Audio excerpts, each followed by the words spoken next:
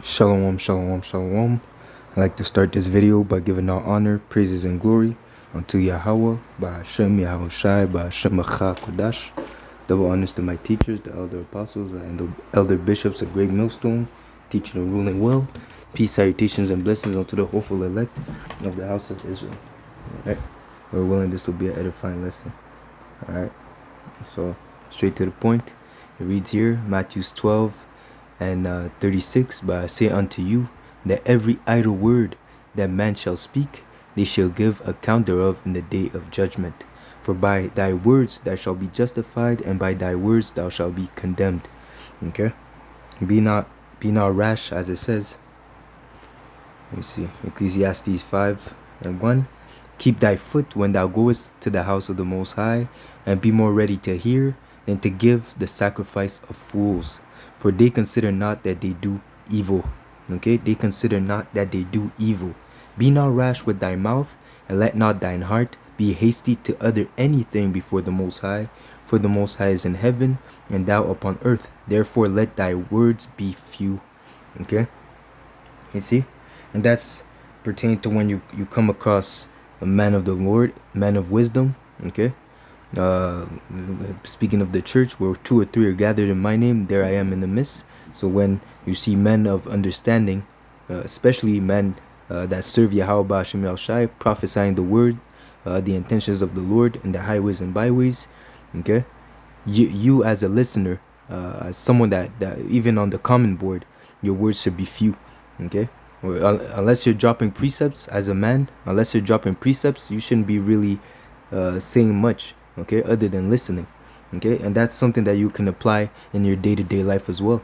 Don't be hasty to utter anything. Okay, you see, there's power in the words that we speak. Okay, these just as Yahushua said, these words that I speak unto you, they are life. Okay, so you can speak either life into the world, into existence, or you can speak death into existence.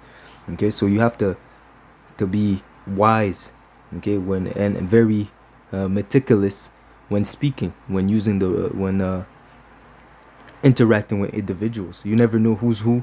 You say the wrong thing to the wrong person, that might be your ticket straight to back to the Father, man. Okay, you see, you have to know your surroundings, you have to know who you're around. Okay, that's one thing that people in the world, they don't acknowledge. Okay, they don't acknowledge the power that's behind the tongue. Okay, the words that you say, okay, they carry a vibration. And just as Yahweh, the words of Yahweh Ba'ashem El Shai don't go out void. Okay, the same way that when you speak, it brings out a vibration. And like I said, it's either unto death, or either unto life. Okay, so even in your day-to-day, be mindful of what you're saying. And what I wanted to say is that the people in the world, very few people exercise the ability of filtering their speech. Okay, very few people have mastered that aspect. Okay, when it comes to their conversation, whatever comes to their mind, they just say it. Okay, it might work in some situations, but again, you have to read the room. Okay, being able to analyze the your surroundings, who you're with. Okay, you see. All right, and that's what makes the difference between someone who's wise and someone who's a fool. Okay, by his speech, he will be revealed what manner of person he is. Okay, you see, so be attentive to what comes out of your mouth, because that could be your condemnation. Okay, every idle word will come into judgment. Okay, you see, you will be condemned by your own words. So all the blasphemy that these people are speaking, thinking that they're not being heard, the Lord hears, man. Okay, you see. Now let me bring out an example of that. I just read that in the book of Ezekiel. I recently just let me see. Ezekiel. Was it 30? Did you see? Because I just read that right now. Ezekiel 35. It was near the end. Let me see. Ezekiel 35. Let's see what verse. Yeah, you see?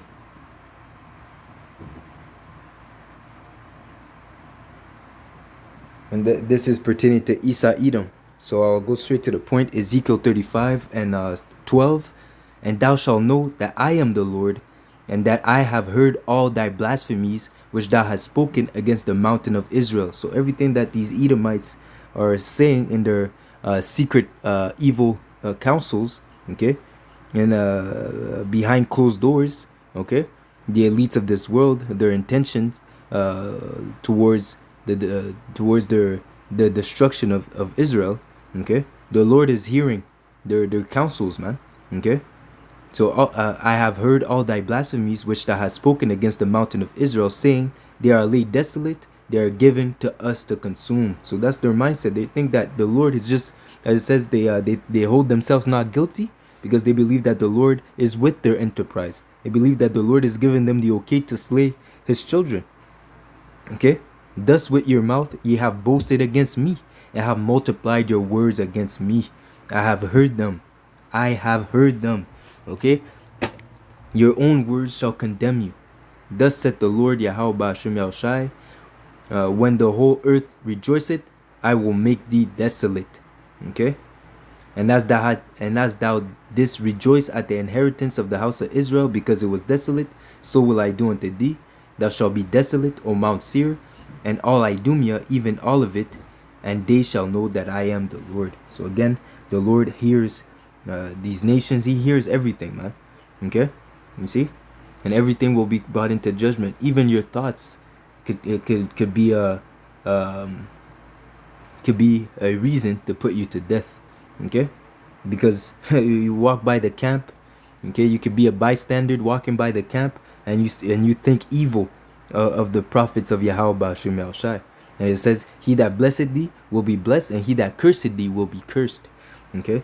Oh, you could pass by and just think in your mind, oh, shut the fuck up, you black niggas. You just get a job or whatever intentions. Oh, I wish you guys would drop dead.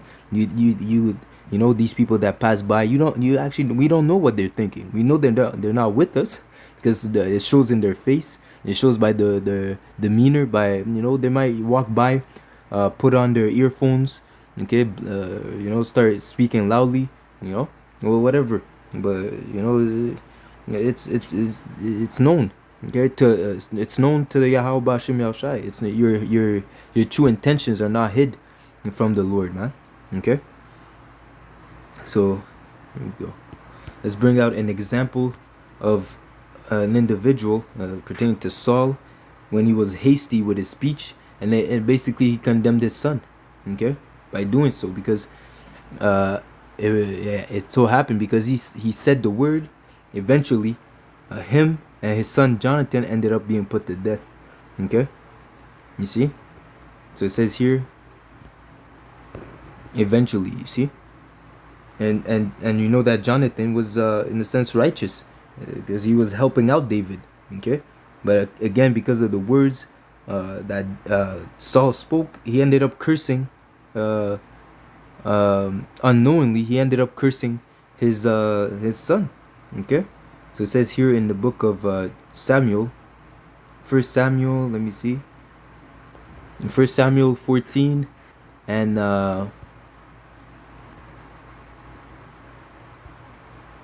me see.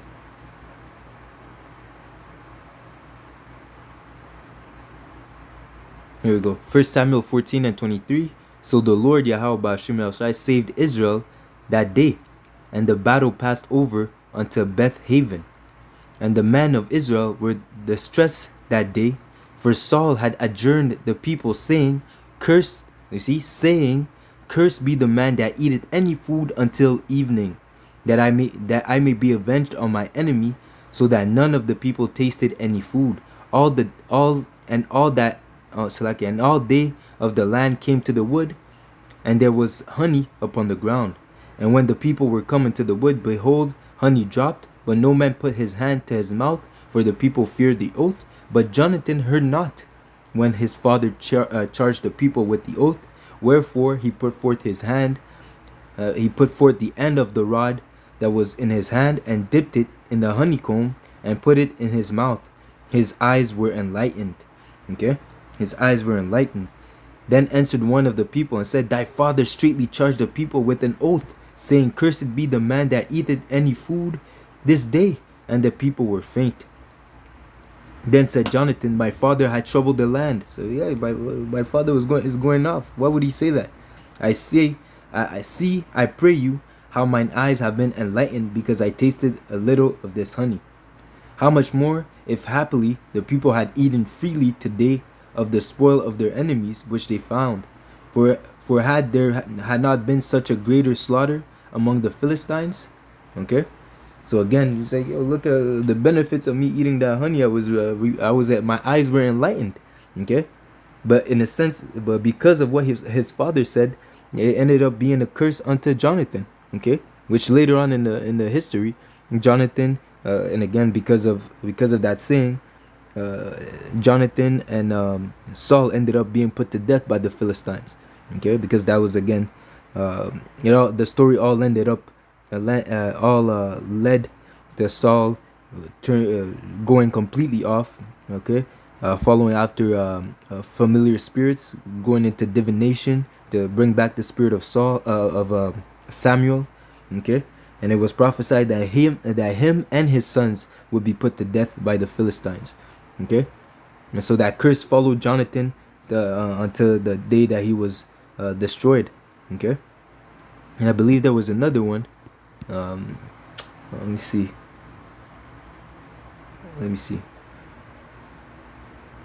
Joy, virginity. I don't remember the name of that individual, but let me see if I can find it. I know she mentions virginity. I think it's in the book of Judges. Here we go. Judges.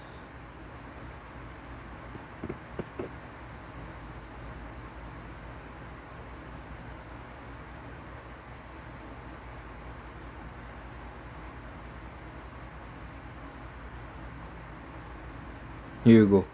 And it says here, Jonathan, Judges 11 and 30, and Jephthah vowed a vow unto the Lord. So he spoke it. Okay, he spoke unto Yahweh Ba'ashem Yahushai and said, If thou shalt without fail deliver the children of Ammon into mine hands, then it shall be that whatsoever cometh forth, of the doors of my house to meet me, when I return in peace from the children of Ammon, shall surely be the Lord's Yahweh Ba'ashem Yahushai, and I will offer it up for a burnt offering.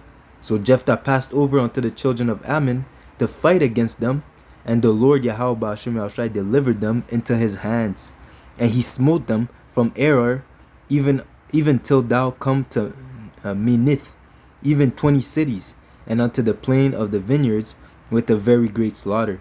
Thus the children of Ammon were subdued before the children of Israel. And Jephthah came to Zephi unto his house, and behold, his daughter came out to meet him with timbrels and with dances, and she was his only child. Beside her he had neither son nor daughter. Okay, and it came to pass, when he saw her, that he rent his clothes and said, Alas, my daughter, thou hast brought me very low, and thou art one of them that trouble me. For I have opened my mouth unto the Lord Yahweh Ba'ashem Yahushai, and I cannot go back. Okay? You see? So again, be careful of what comes out your mouth.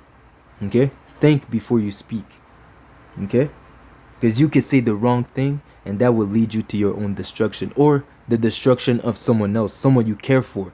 Okay, so be careful what comes out of your mouth, man. All right, so that was a quick lesson. Lord willing, this was edifying. Shalom, shalom, shalom.